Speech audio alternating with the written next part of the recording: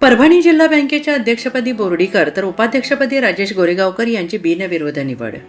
परभणी जिल्हा मध्यवर्ती सहकारी बँकेच्या अध्यक्षपदी भारतीय जनता पार्टीचे ज्येष्ठ नेते माजी आमदार रामप्रसाद बोर्डीकर यांची आणि उपाध्यक्षपदी राजेश पाटील गोरेगावकर यांची बिनविरोध निवड झाली. जिल्हा मध्यवर्ती सहकारी बँकेच्या अध्यक्ष उपाध्यक्ष या दोन पदांच्या निवडीकरिता आज सोमवार रोजी नवनिर्वाचित सदस्यांची विशेष सभा आयोजित करण्यात आली. सकाळी 11 ते 11:30 या वेळेत या दोन्ही पदाकरिता निवडणूक निर्णय अधिकाऱ्यांनी उमेदवारी अर्ज मागवले होते. त्यात अध्यक्षपदाकरिता ज्येष्ठ नेते बोर्डीकर यांचा एकमेव उमेदवारी अर्ज दाखल झाला, तर उपाध्यक्षपदाकरिता राजेश पाटील गोरेगावकर, आमदार सईद खान या दोघांचे उमेदवारी अर्ज दाखल झाले.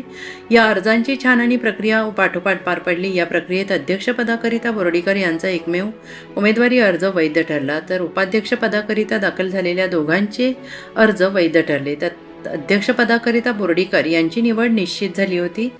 दरम्यान अर्ज दाखल केलेल्या दोघांपैकी आमदार सईद खान यांनी आपला उमेदवारी अर्ज अंतिम क्षणी मागे घेतला. त्यामुळे गोरेगावकर यांच्या उपाध्यक्षपदाच्या बिनविरोध निवडीचा मार्ग मोकळा झाला. दरम्यान निवडणूक निर्णय अधिकारी यांनी दोघांची नावे जाहीर केली. कायदा लाईव्ह बातमीसाठी परभणी जिल्हा प्रतिनिधी शेख अजहर हातगावकर, संपादक सौदागर मोहम्मद रफी. ताज्या घडामोडी जाणून घेण्यासाठी कायदा लाईव्ह न्यूज या यूट्यूब चॅनेलला सबस्क्राईब करा. बेल आयकॉनवर क्लिक करा.